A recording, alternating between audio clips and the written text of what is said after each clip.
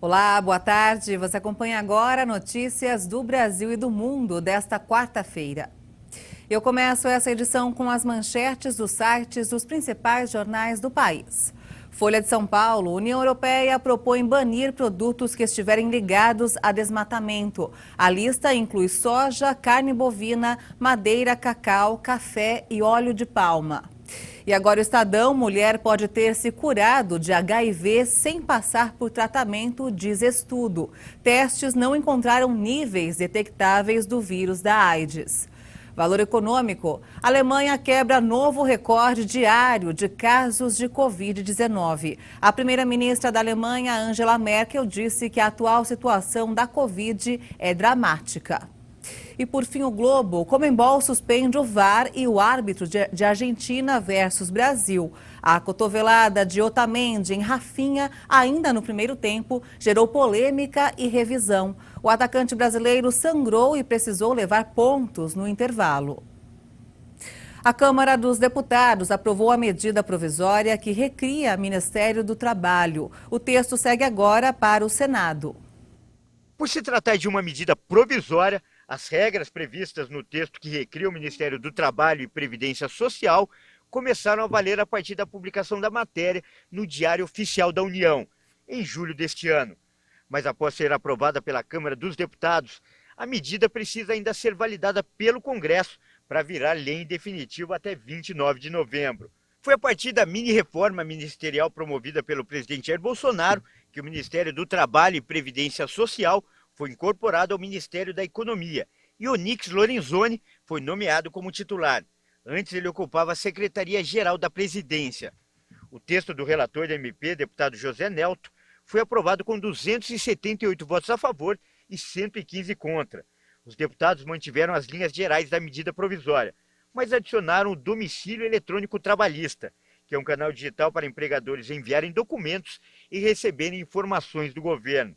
Além disso, também incluíram entre as atribuições do Ministério do Trabalho fiscalizar o pagamento da Bolsa de Qualificação Profissional, bancada pelo Fundo de Amparo ao Trabalhador.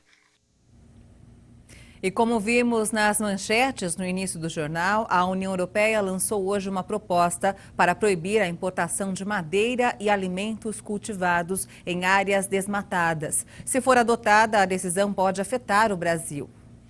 A proposta, lançada nesta quarta-feira, exigiria que as empresas interessadas em exportar demonstrassem que produtos como soja, carne bovina, óleo de palma, cacau e café, além da importação de madeira, são certificados como livres de desmatamento. Para começar com o desmatamento, essa proposta é realmente inovadora e o motivo pelo qual podemos dizer com orgulho que abre novos caminhos é que visa não só o desmatamento ilegal, mas também a todo o desmatamento resultante da expansão agrícola. O pacote também se aplica a derivados, como produtos à base de couro ou móveis, e as importações de países de maior risco estariam sujeitas a controles mais rígidos. As regras podem afetar países como o Brasil. A preocupação de países europeus com o desmatamento na região amazônica está atrasando a adoção do acordo comercial União Europeia-Mercosul. A Comissão Europeia não divulgou previsão de quando o pacote de propostas será adotado ou entrará em vigor. Enquanto líderes se preparam para uma cúpula em Washington na quinta-feira, cerca de 800 migrantes atravessam o sul do México com destino aos Estados Unidos. O grupo massivo pede ao presidente do país, Joe Biden, que os deixe entrar em território americano.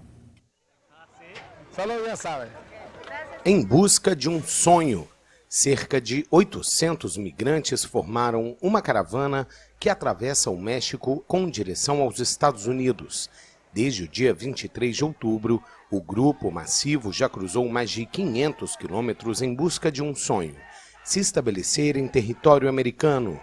Muitos fogem de gangues hondurenhas, enquanto outros apelam por melhores condições de vida no país americano. Eu diria ao presidente mexicano para nos deixar viajar em caminhões ou qualquer outro veículo e ao presidente americano que nos deixe entrar em seu país, pois estamos atrás de um sonho. O que importa para mim é se vamos chegar a outra aldeia. O que os políticos fazem ou deixam de fazer é cada vez mais cruel. Se estão desesperados, que continuem assim, mas não podemos desistir. Não podemos encobrir a dor, as mortes que eles causaram. O presidente americano Joe Biden se prepara para receber o líder mexicano Andrés Manuel López Obrador e o primeiro-ministro canadense Justin Trudeau na quinta-feira. Eles devem discutir a pandemia da Covid-19 e a migração em condições clandestinas. Este último tema é um desafio para o democrata que chegou à Casa Branca prometendo um tratamento mais humano aos migrantes. Mas a promessa de Biden gerou um efeito de chamada. Entre outubro de 2020 e setembro passado, os Estados Unidos registraram 1,7 milhão de pessoas entrando ilegalmente pelo México, um recorde histórico. Uma obra de Frida Kahlo estabeleceu um recorde absoluto para a pintora mexicana e para um artista latino-americano. A obra foi vendida por 34 milhões e 900 mil dólares em um leilão em Nova York. É o autorretrato Diego e Eu, pintado em 1949 pela artista.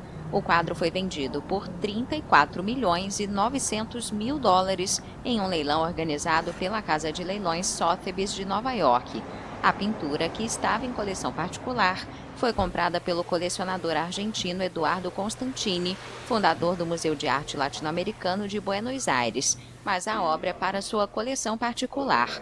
Diego e Eu é um dos autorretratos mais emblemáticos da pintora mexicana, que se tornou um ícone feminista. A obra havia sido vendida pela última vez em 1990 por 1 milhão e 400 mil dólares. Agora estava avaliada entre 30 e 50 milhões. O recorde em leilões para uma obra de Kahlo foi de 8 milhões de dólares por uma obra vendida em 2016. E essa edição termina aqui. Você acompanha outras informações durante a nossa programação. E se quiser rever as nossas reportagens, é só acessar o canal HIT Notícias no YouTube. Obrigada pela sua companhia e até amanhã. Tchau.